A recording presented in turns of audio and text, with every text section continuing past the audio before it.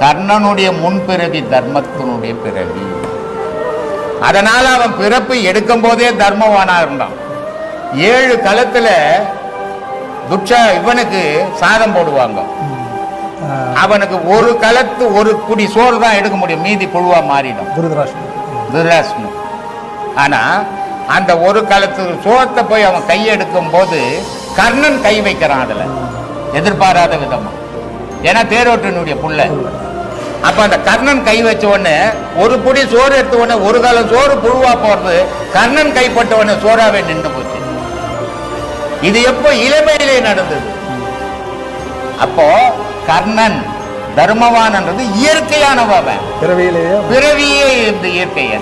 அது அவன் செய்து அவனுக்கு புண்ணியம் வரல இல்லையா? அவன் செய்து அவன் குழந்தைங்க இருந்து அவன் செய்து அவன் வாழ்ந்தான்னா பரவாயில்ல. அவன் செய்த புண்ணியம் உலகத்துக்காக செய்தானே தவிர தனக்காக செய்யவே இல்லை.